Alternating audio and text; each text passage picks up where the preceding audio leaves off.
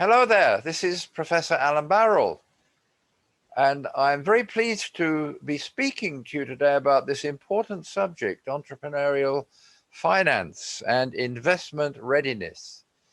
And I'm greeting you from Cambridge. Here is King's College and our wonderful university and the river here. And we have, of course, more than 800 years of academic activity here. I wish you were here with me. One day, maybe you can come.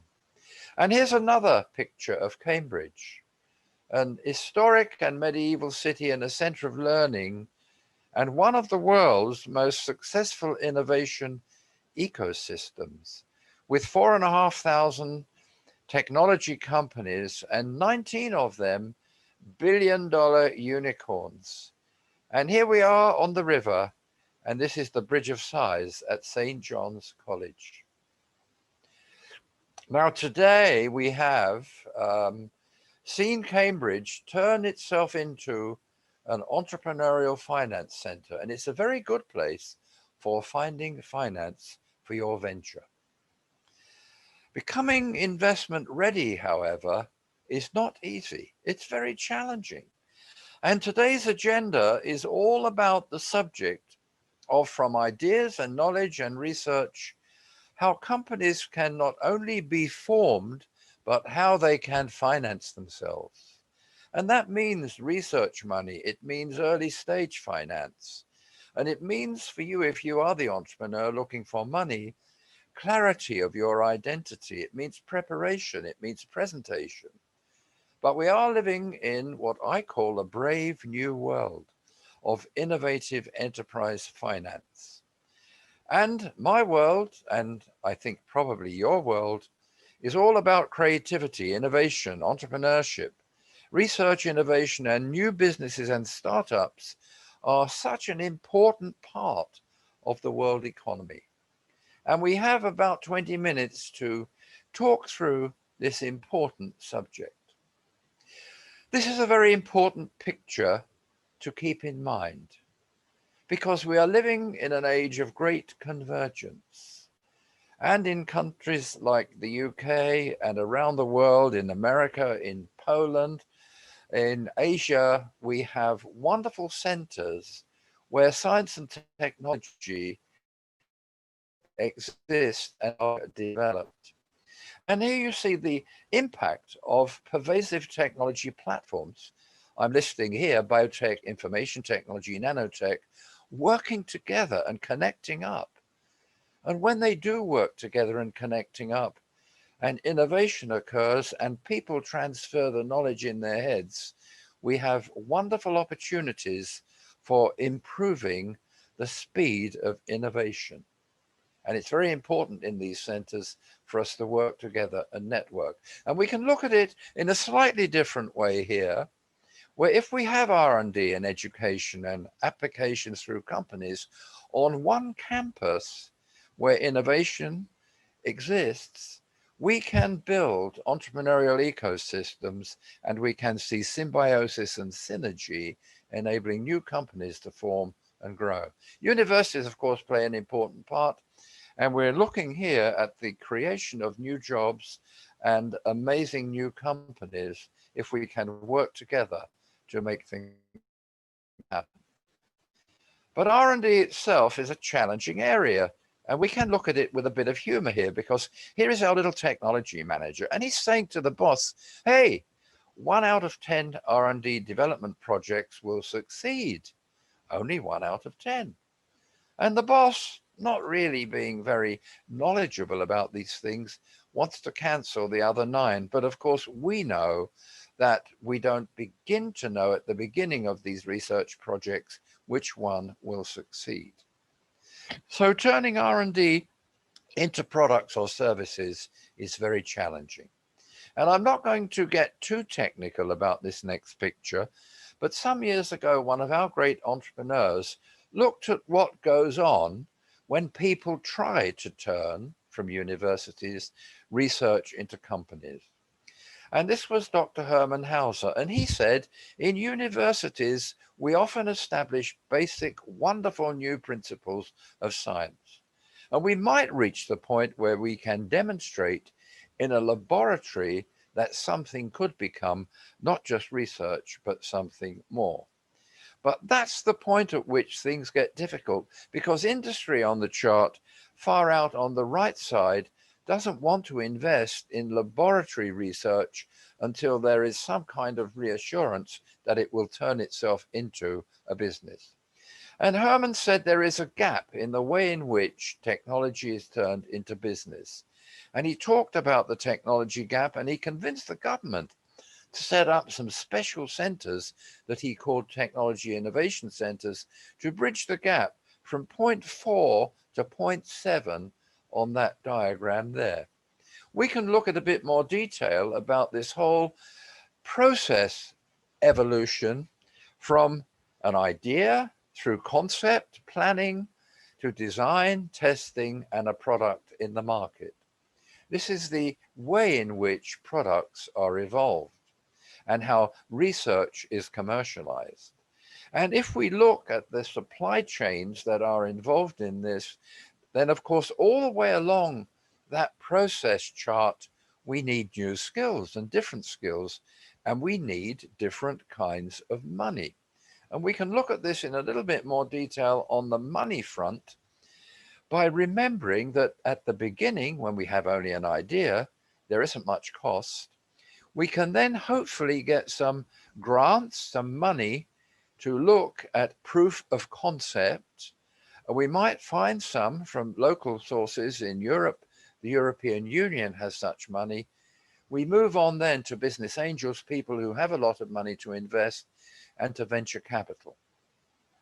As a result of Dr. Hauser's work, the UK government formed a number of what it called catapult centres and seed funds in order so that in the UK we could bridge the most difficult funding gap between those phases 1 and 3. And we're going to talk about the sources of finance a little bit later on, but remember that innovative companies don't exist easily in isolation. They often flourish in clusters, which is very important. And they also need places to grow. So if you are an entrepreneur looking to grow your company, you will be looking for places in which to do it. And in those centers in the world where new businesses are formed successfully from technology, we find, as we do in Cambridge, as we do in Silicon Valley, as we do in other centers around the world, different kinds of locations. Incubators for early stage, innovation centers for later on, science parks for a bit later on still, business parks, offices, laboratory parks. All of these premises are concerned with the accelerating progress of ideas into business. Now, we're looking here at a chart which shows us the sources of business finance which we are used to traditionally. In the beginning, at the top there, we have our money. We can do what we like with our money. And then there are family and friends, and we might say foolish people who will invest in us if we have a crazy idea. We move on then to business angels, serious individual investors, to seed funds, and to different stages of venture capital.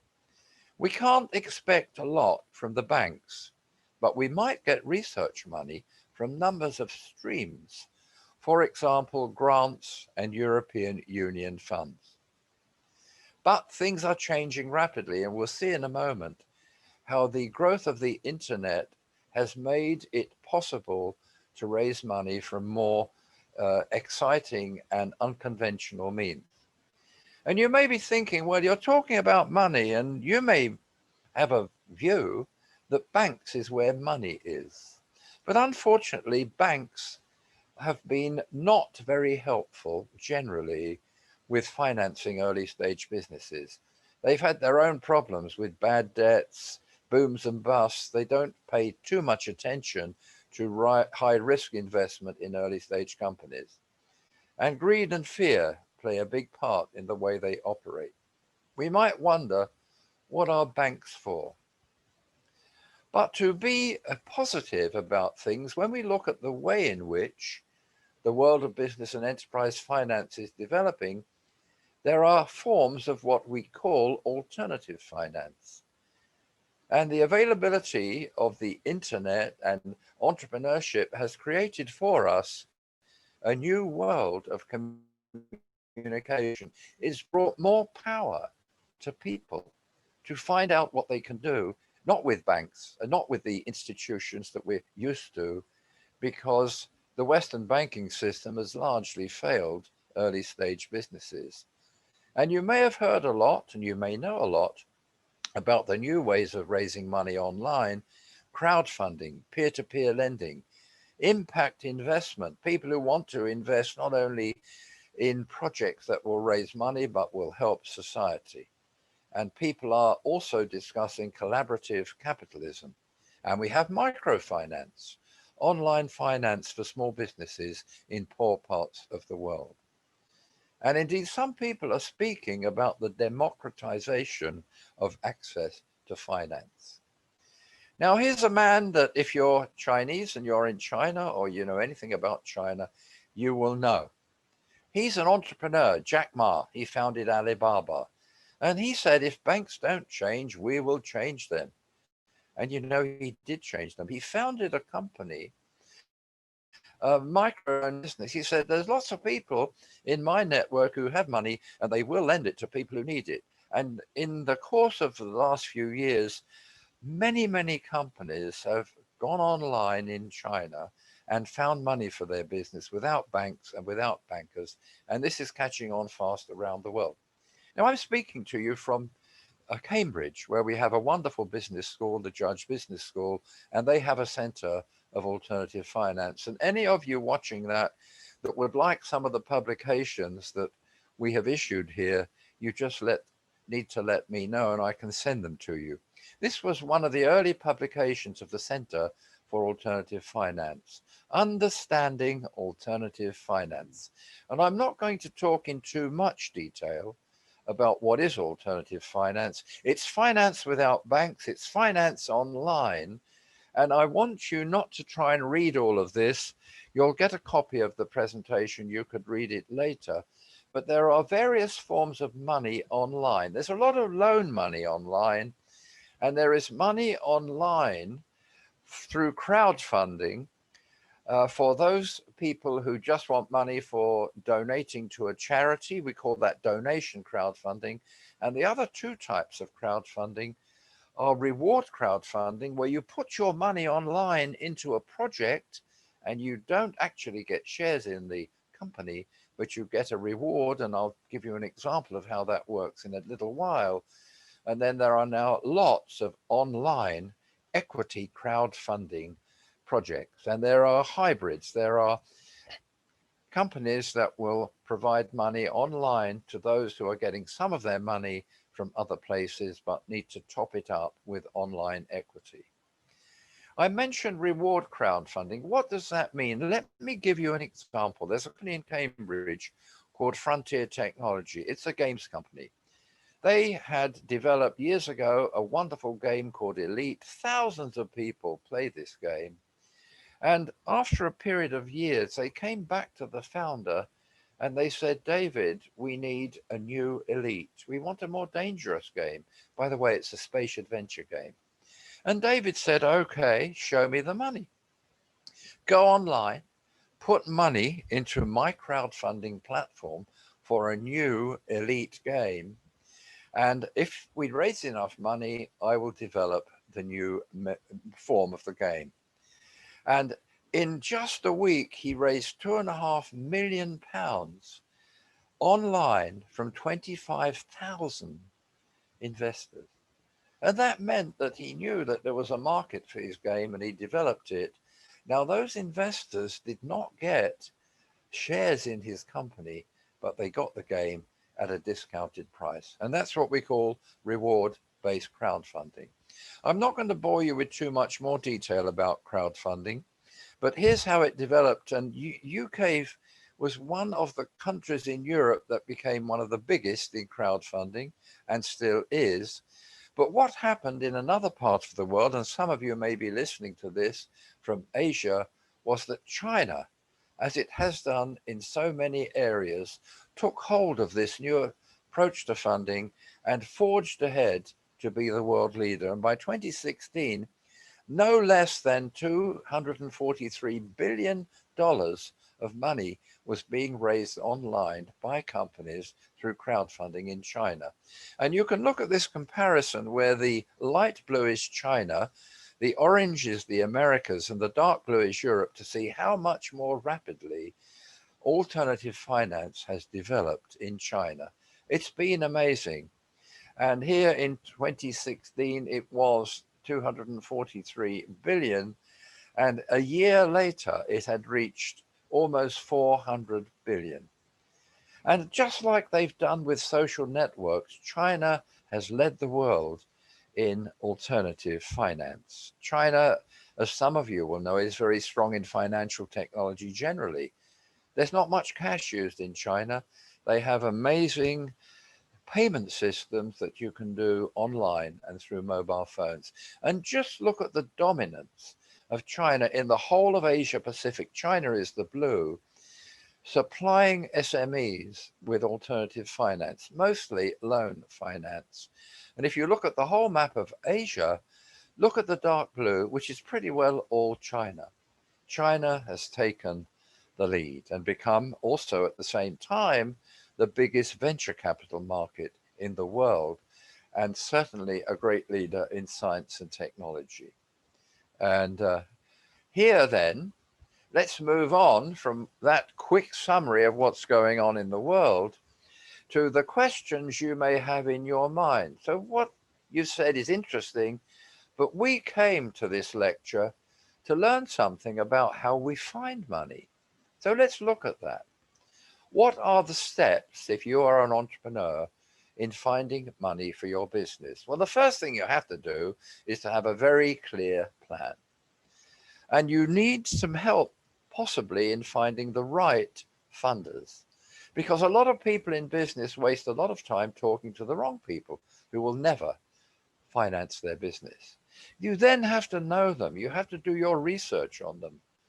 And maybe you have to prepare and test your case with other people before you go to the investor. And then you will have a sequence of events where you're approaching the investors. And when you do that, you must on how much money you need and what you want it for. The investors will want to know. And if you're going to ask people to invest in you and your company, they will want to know a lot about the people, and they will want to show, or for you to show to them, that the people are capable to deliver the plan. And you do need that very good plan. You need to show them what the funder gets for their money. And if you're a company, that means, of course, showing information on the markets, the products, the competition, and the business model. And perhaps if you're an online company or an apps company, you will need an online demonstration. For fund seekers to become investment ready and to know what investors and funders are looking for, let me give you a few thoughts about what I think of when I'm listening to an entrepreneur who comes to me and says, please invest in my company. I'm looking at a number of things that I want to feel are present in the presentation. On the left-hand side of this picture, I want to know that there's inspired leadership. I want to feel enthusiasm. I want to feel creativity. I want to see courage and vision and optimism. Those are human factors. But I also want to feel that the people that are telling me they want my money are going to be good at managing. I want to know that they've done their research. I want to know that they understand the processes of investment and running businesses. I want to know that they've got good market knowledge and that they understand the basis of financial control. And if you are a startup, and many of you will be, because this is a lecture largely for those who are starting up, the role of senior people who will be your advisors, maybe your chairman, maybe your non-executive director, your mentor, your coach, is going to be very, very important. Investors feel much more comfortable if they know you're working with mature people who can help you. And another thing to remember is people to whom you invest are human beings. So make sure you know how they like to be presented to before you prepare to go and see them. And that means you've got to research the funders. By the way, they don't all like PowerPoint presentations. The worst thing to do is to walk in not knowing that they don't like power presentations with a 20-slide presentation. So use advice, find out people who know about these investors, third-party people. If you can be introduced by somebody that knows them, you're going to have a better chance. And don't send them a massive business plan at the beginning. Have a short executive summary, a taster document. Be ready with a quick elevator pitch, and all the team members should be practiced with it. And as I said, find out how they like the presentation to be. Obviously, you will have a very nice graphic presentation for when the time comes if they say they're ready to see it. But don't send them a lot of information at the outset. And when you're meeting investors, it's better to go, if you can, in 2 of you or 3 of you, not more than 3, but have one person do the presentation and others can note all the questions. Seek feedback on the day and answer questions with clarity. Listen to them, understand them. Some questions are answered perfectly with one word, yes or no. And I've been in so many presentations where when asked a question, the entrepreneur will say far too much, waffle and say things that are not important and lose the possibility of funding. And there's nothing wrong with saying you don't know if you don't know. Don't try and answer questions if you don't know. Simply say, what a good question. Thank you. I haven't got the answer today. I will come back to you with it in 48 hours. And when it comes beyond the presentation to doing deals and legal things, you must use professionals. You must understand issues such as valuation, and we'll talk a little bit about valuation in a moment more. If it's a company you're raising money for and equity is to pass the funders, always seek to maintain a majority holding of your company. And don't sign anything except when lawyers have said it's a good thing to do. Now, what interests investors, of course, is how you value your company. Valuation is a minefield. And we'll think about that in just a moment. Equity investors will also ask about exit. So how do you plan to get the money out of this company? Let's say we invest in you for 3 or 4 or 5 years. What will be your exit? How will you realize the value that you have created? Will it be an initial public offering? Will it be a trade sale? Now, a lot of investors will bring added value, particularly people like business angels. Most investors will tell you they'll add value, but not all of the venture capitalists will. And of course, you've got to tell them about your customers and your market and business knowledge and technical expertise and all of those things. But you've got to do it very succinctly. Use your network connections to check out funders. Find out whether they have a good record, whether they work with other companies that you can talk to. Do your own due diligence. The investors will want to do what they call due diligence. They'll want to check out everything you've told them. Well, you have the opportunity to check out what they tell you too. Now, I mentioned valuation. It's a very, very difficult issue. And of course, you want a good valuation for your company. The investors generally will want the lowest they can get because they get more shares for their money. Valuation is a minefield. I'm just giving you some examples here of how when boom and bust takes hold in a market, valuations become meaningless. In April 2000, Bookham, a technology company, went to the public market with a share value of 1.2 billion. A year later, it was down to 230 million. And you can look at the others here where valuations in a year had changed from very, very interesting and high to very low, and in one case, not at all. And do remember that valuations are imagined things. They're looking at investors, generally the future possibilities in your company, and a company is only worth what investors will pay for it. But valuation can change very, very dramatically, and it's not easy to judge what valuation should be. Here's a thought or two of a different kind as we wind up this presentation. This is Albert Einstein, and I wanted to remind you that the deeper issues that relate to creativity and innovation and what investors are looking for when they meet you as someone in whom they may put money depend upon what they feel you are doing when it comes to issues like imagination. Albert Einstein told us that imagination is more important than knowledge because knowledge is limited and imagination encircles the world. Imagination is the heart and soul of so many new businesses, thinking of things that haven't yet been invented and bringing them into a realistic shape. And entrepreneurship is very connected with that set of thoughts. This is George Bernard Shaw, a writer, not an entrepreneur. And he was with a young man one day in his London house, and the young man was asking him many, many stupid questions. And the great man got up and he stood up and he said to the young man, "Be quiet, young man." And he said to him, "You look at things and ask why, but I dream of things that never were and ask why not."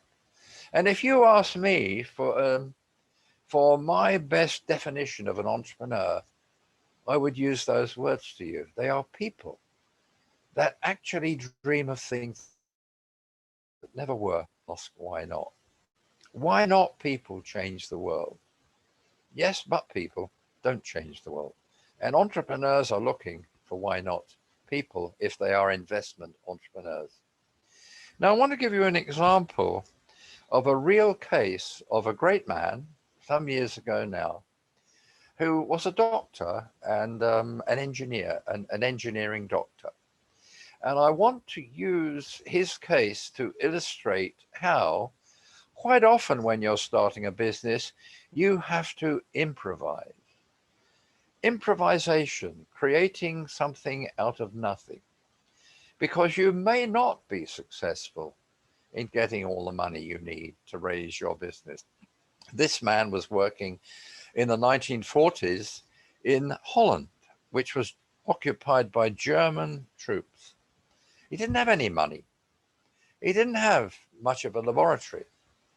He was passionate about the people that were dying around him of kidney disease. And he had some wonderful ideas of building a machine and things that go with the machine that would keep alive patients whose kidneys had stopped working. And he improvised, didn't have any money, didn't have a big lab. He took an old washing machine and some used car parts, and he made this. This is real. He made the world's first artificial kidney machine. That's William Kolff, and that's William Kolff's first drum kidney machine. The patient's blood goes into it, is purified, and goes back into the patient's. Now, of course, these devices are very small and disposable, but William Kolff improvised to make that breakthrough, and that's what entrepreneurs have to do. Just something else that we should reflect on: the internet has revolutionized product development in many, many ways. And we should never forget this man, Tim Berners-Lee, who gave us this amazing internet invention, which has changed the world and made possible the kind of communication that we're doing today. And it's a very, very interesting way in which an innovation was not born of a great desire to make money or to change the world. When Tim Berners-Lee was asked, "Why did you invent the internet?" he said, "I needed it in my work." And if you are working in a creative area, then bear in mind that innovation isn't just having the greatest new idea ever. It is finding ways to make better what is already there. And that's what Tim Berners-Lee did. Innovation isn't just all new technology. It's finding better ways. Here's Jack Ma again, the man I spoke about, the founder of Alibaba, someone who did amazing things. Now, he was a school teacher in China. He went to work for eBay, came back and founded one of the largest now social network areas, companies in the world, which is also one of the biggest online bankers. And something else I would advise you to do is not to sit in your office or your home or your lab all of your time, but get out and network. Because raising money and finding in new finance for your business is all about understanding and mixing with other people. So networking is at the heart of it. And I want to wind up with some wonderful words from a lady, Deborah Johnson Ross, who reminds us, and this is definitely true of starting companies and raising money and going out and finding the means to grow your business. Excellence can be achieved if we care more than others think is wise, risk more than others think is safe, dream more than others think is practical, and expect more than others think is possible. You have to be inspired. And I'm going to end with a picture will smile to your faces. Actually, this was not my latest class, but I don't want you to go away from this lecture forgetting that imagination is more important than knowledge, because imagination can lead you to great things. A couple of books that are available to enable you to start companies and raise money. This is the English edition, and we do have one for those of you who are in China in Mandarin. And lots of the tips that I mentioned in this little talk are expanded in the book. So I want to thank you very much for being with me for this talk through. It's been very swift. There's a lot more that we could talk about and correspond about if you're interested. But for now, I'm going to wind up and say thank you again for being here. I wish you good fortune. And don't forget, the Cambridge Learning Gateway is here to answer can help you more. Bye for now.